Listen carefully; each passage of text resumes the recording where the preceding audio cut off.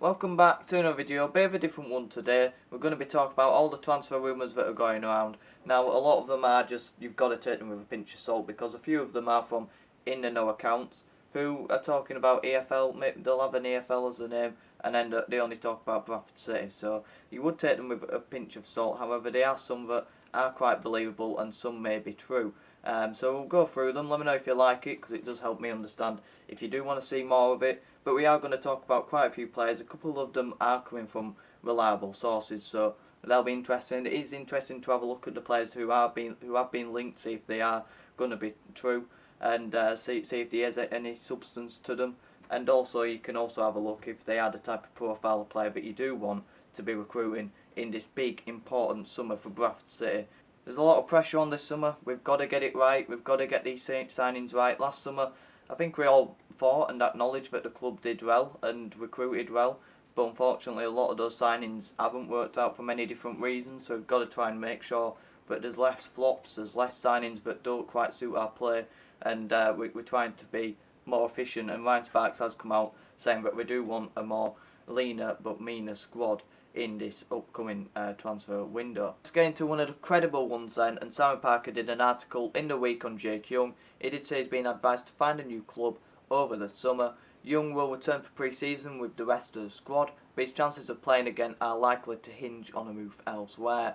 The out-of-favour City striker still has more than 2 years to run on the contract he signed when joining for an undisclosed fee from Forest Green last May, but he's not featured in Mark Hughes' squad since October, and that situation is not expected to change. Young scored 4 goals at the start of last season, 2 in the league and a double against Sheffield Wednesday in the Papa John's Trophy. The 21-year-old fell out of favour after his last league start at Tranmere in mid-September, with his only first team action after that limited in 2 Papa John Trophy outings against Leicester under-21s and Burton in the following month.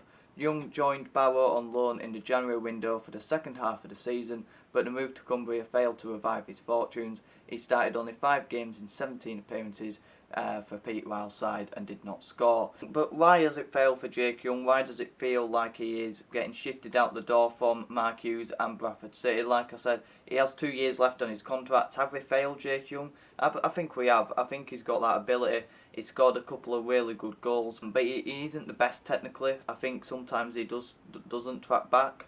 That was evident in parts of the season. Maybe he has an attitude problem. He does appear to have fallen out with Mark Hughes, and like I said, it didn't really work out for him at Barrow. I don't know what the future was for Jake Young. Came in really exciting, but I do feel like he should have featured more. I think off the bench he has that pace, and he can be a really good impact sub. Like I say, got that great long shot on him, and I think it's our job to try and develop him and improve him. You know, we took him on for 3 years, we saw something in him, and for whatever reason it ain't working out. But for me, that's not good enough for a young player like Jake Young. I think he's still got time to develop, time to grow, even if he has an attitude problem. I think that's something we could be developing to try and roll out. So moving on to AGYEI, we need that option. We need a player like him, that pacey option like Jake Young. But he does offer a bit more in product. He's also versatile, can play off either wing. Had a fantastic season for Crewe, like I said, 16 goals for them. Good game against us, but there's more to it than just playing against us. He's had a very good season for Crewe in a poor side. But the deal does look to be off, judging by some in-the-know accounts. Does look to be targeting a Portsmouth or Burton move. And like I say, he's that type of player we want. But again, it's going to get mentioned a lot. He does look to be a player who's a good League 2 player at the minute, who's aspiring to be a League 1 player, and it's all about, you know, understanding where you are at this moment in time. I think the next big step for Dan AGYEI would be a Bradford City, someone who can compete with big players like Andy Cook and other players in his position, but also with that big atmosphere and preparing for League 1, and maybe that project of getting into League 1 with a big side would be better than for Dan AGYEI than moving into a Portsmouth, a team that are aspiring to be in the playoffs in League 1, who are looking to be in the Championship. So sort of sticking with that topic, we're moving on to TYRIEK WRIGHT, obviously being linked heavily today, more than any other day, and last night. He's currently in Dubai, so is Ryan Sparks. That's what's causing this heavy link back to TYRIEK WRIGHT. I did think we would get that link, obviously it hasn't worked out for him at Plymouth. He seems to be a bit of a backup player, but moving into a Championship, he's nowhere near that standard. That's just being honest. You know, took 4 goals, 2 assists. although it didn't reflect that. He was a big player, very influential in our first half of the season. Second half we did miss that player on the left side, and he was a fantastic player for us, got that trickery and that flair that we've missed, like I said. But the big thing with TYRIEK WRIGHT is, does he have the end product? And the decision making comes back to it again. Why would you move to Plymouth, a top end of the League One side? I get that, let me know in the comments down below, but for me, I just didn't understand it at the time. You're a good League Two player at the minute. You're playing in a team that's progressing, and you're developing well in it, and it's a friendly environment for you. Performing, why would you take that risk to jump ship to Plymouth and just to try and get a promotion on your belt? Because he wasn't going to play much, and in his head he surely got to be thinking, well, do I fit in this team? And he clearly didn't, because he was playing as a left wing back for most of the time. Got big criticism from Plymouth fans, dislike him, called him a flop, and he's only played 6 games not in his proper position. Now, I think they did change formation towards back end of the season to try and fit him in. I think they played a bit of a 3-4-3, but at the end of the day, you've only got yourself to blame if you can't, think ahead and go, right, well, Plymouth, it's a big move, it's a good move to develop players, all that good stuff, but do I fit in the squad? Would I be a consistent starter? And will I still be able to develop there? And what happens if they do go up? Would I be starting in the Championship? I would definitely welcome him back at City. You could get a bit of a Dion Pereira thing where you want him back and it goes on throughout the summer. But a couple of those in the know accounts today are linking him very heavily.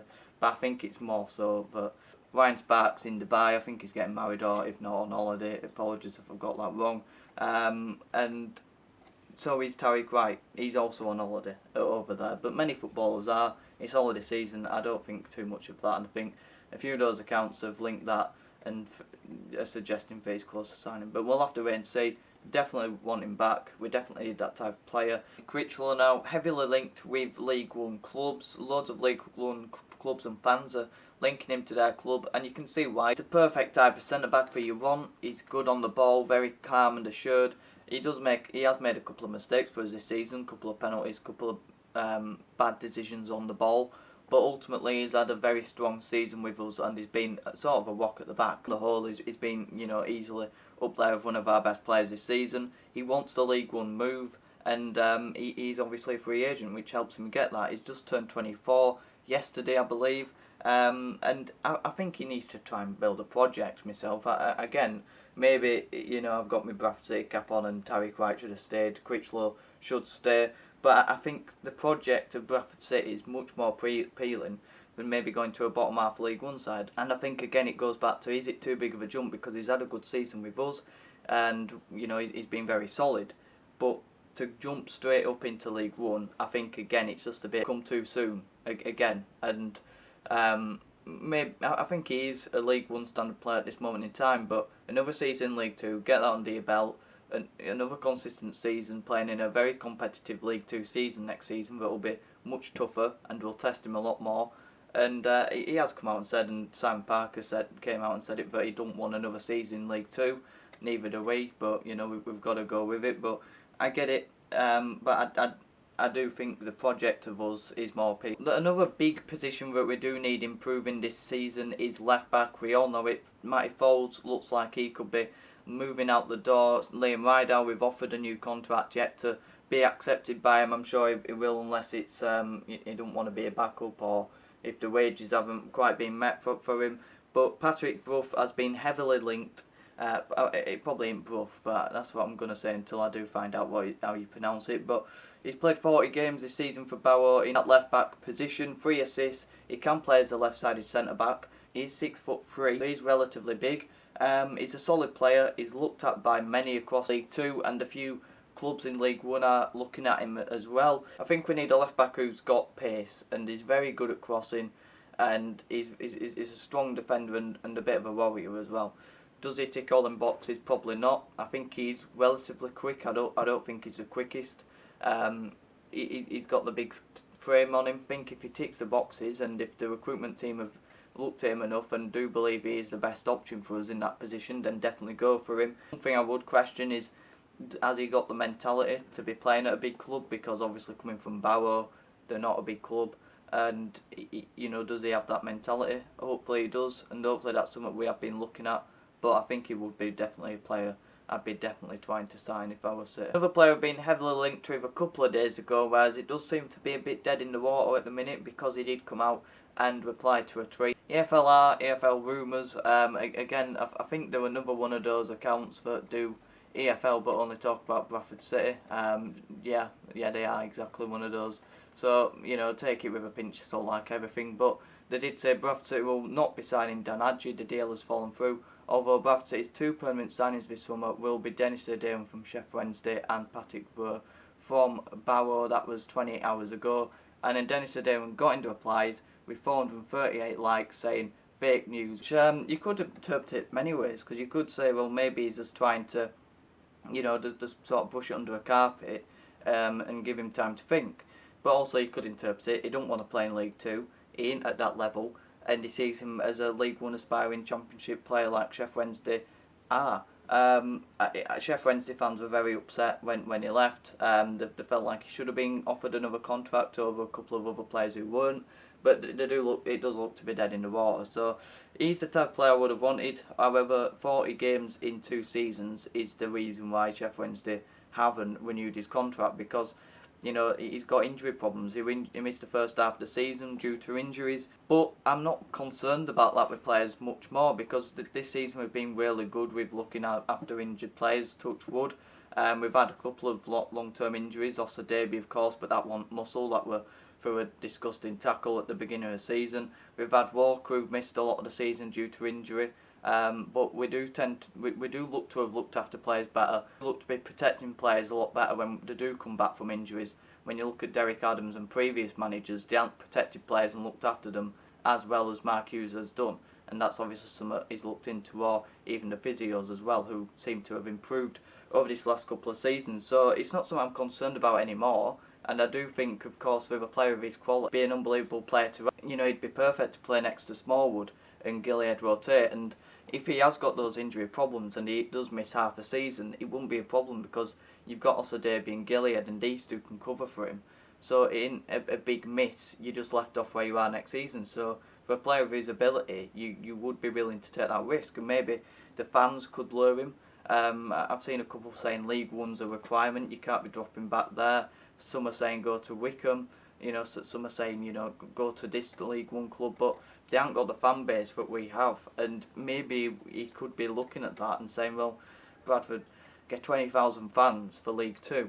You know, it's a fantastic atmosphere, and he's loved by Sheffield Wednesday fans, and he might want that same sort of love.